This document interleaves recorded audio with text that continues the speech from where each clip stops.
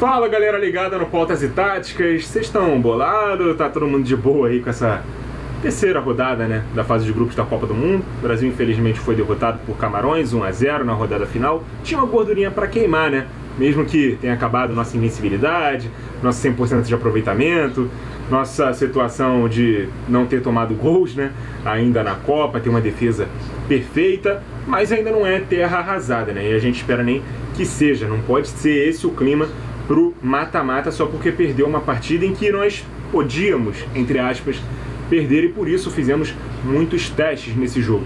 Então se você estava esperando um vídeo mais crítico, mais ferrenho, mais mal-humorado, pode se sentir à vontade para sair se quiser, mas eu te convido a ficar até o final, porque tem coisas interessantes que a gente pode pontuar nessa partida. Observações que eram o intuito do Tite quando ele escalou esse time de suplentes, né, inteiramente reserva para o jogo, o que pode ser aproveitado, o que não. Então fica aí até o final, né? Depois, se você discordar, você comenta, você dá seu like ou seu dislike, se inscreve no canal se achar que a gente merece. Veja mais do nosso conteúdo, as análises aí que a gente fez, táticas de algumas das seleções da Copa, que a gente também vai projetar nesse vídeo aí, como deve ser as oitavas de final. Tudo na teoria, é claro, porque essa Copa tá difícil de prever alguma coisa.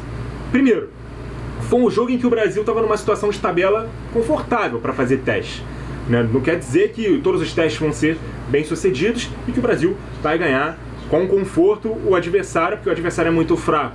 O adversário era sim a quarta força do grupo, ao meu ver, mas era um adversário que ainda tinha chances de classificação e o Brasil bem mais, né, solto para jogar. Segundo, quando você usa todo um time de reservas, por mais que se treine, é difícil ter um entrosamento imediato. Ainda mais numa seleção, que já se reúne pouco. Jogadores que dificilmente jogam todos juntos, então, mais ainda. Ah, mas é a seleção brasileira. Ah, mas são todos jogadores de qualidade. Ah, a gente elogiou muito a convocação. Ainda assim, ter 11 boas individualidades não quer necessariamente dizer que vai se formar um grande time. Dito tudo isso, o Brasil não fez um jogo ruim, fez um jogo bem irregular, né? Fez um primeiro tempo ruim, construiu muito pouco, levou alguns poucos sustos, o goleiro camaronês também fez boas defesas. Eu gostei muito individualmente da partida do Martinelli, para mim foi o mais lúcido do time brasileiro, não só do ataque, mas de todo o time em si.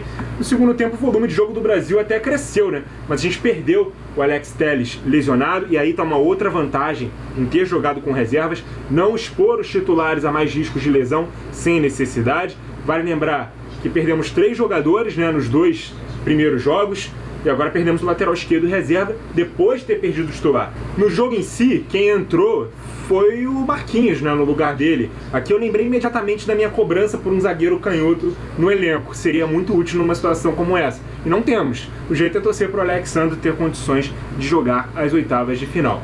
No mais, eu não gostei da partida do Antony, muito previsível nas ações, sempre que ele pegava a bola na direita, cortava para dentro, às vezes tentando não aquele giro dele clássico, né, que foi muito criticado lá na Inglaterra, mas tentando girar algumas vezes em cima da marcação para ganhar espaço para finalização. Chutou algumas bolas cruzadas, não teve êxito. Não gostei muito da partida do Antony, não. As críticas que se fazem ao Gabriel Jesus por ele não ter marcado gol em Copa, acho que isso atrapalha muito o jogador, que deve se cobrar bastante, deve ficar ansioso por isso, mas nublam a análise em cima dele, porque é um cara que sai da área, gera jogo, abre espaço, incomoda zagueiro. O Pedro, assim como o Everton Ribeiro, finalmente fizeram suas estreias na Copa. O Pedro recebeu bastante bolas na área, né? Até mais do que o Jesus durante todo o jogo. Finalizou algumas, fez pivô em outras, mas acho que ele vai ser útil, mas em um outro contexto de jogo, não com todos os jogadores reservas numa partida em que o Brasil poderia, né, perder. Outro ponto, começar o jogo com o Fred e não com o Bruno Guimarães. Para mim, denota a intenção do Tite em ter o Bruno como titular no próximo jogo, principalmente se o Neymar ainda não tiver condições. Ele entrou dividindo opiniões, né? Eu achei que ele fez uma partida razoável para boa. Teve gente que eu já vi dizendo que ele foi irreconhecível. Eu acho que as principais chances, né, principalmente de contra-ataque no segundo tempo, passaram pelos pés dele. Ele construiu as principais chances de gol do segundo tempo. Mas a gente foi castigado, né, nos acréscimos com o gol de Camarões de cabeça do Aboubakar. O Ederson nem foi na bola, nem foi surpreendido, né? Nem pôde fazer muita coisa. Ele, inclusive, tinha amarelo no jogo, comemorou tirando a camisa, tomou amarelo, foi expulso. nem ligou, né? Se ia prejudicar Camarões na próxima partida, porque para Camarões ganhar do Brasil numa Copa do Mundo, mesmo sendo eliminado, tá bom demais, né? Mas, no fim, passamos ainda em primeiro, mesmo com a derrota, é o que importa. Vamos enfrentar a Coreia do Sul, quem diria, né? Passou em segundo no grupo de Portugal. Uruguai e Gana, que faria uma decisão por vaga, terminou com vitória celeste por 2-0, mas o saldo de gols foi insuficiente para superar a Coreia, que derrotou os lusitanos. E aí no saldo de gols tinha 4-2. O Uruguai, inclusive, marcou seus 2 primeiros e únicos gols na Copa agora, na terceira rodada, 2 gols do Arrascaeta. Copa das Zebras, né? Alemanha eliminada, Bélgica eliminada, Brasil, Portugal e França perdendo 100%, Holanda e Inglaterra, que foram criticadas na segunda rodada, terminando com as melhores campanhas em pontuação da primeira fase, assim como o Marrocos, né, que liderou o seu grupo, também com 2 vitórias e um empate. A Argentina vivaça depois de uma primeira rodada muito ruim.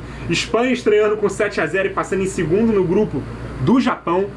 O chaveamento ficou assim: de um lado, Holanda e Estados Unidos, Argentina e Austrália. Inclusive, esses 2 jogos já começam amanhã, já no sábado, dia 3 de dezembro.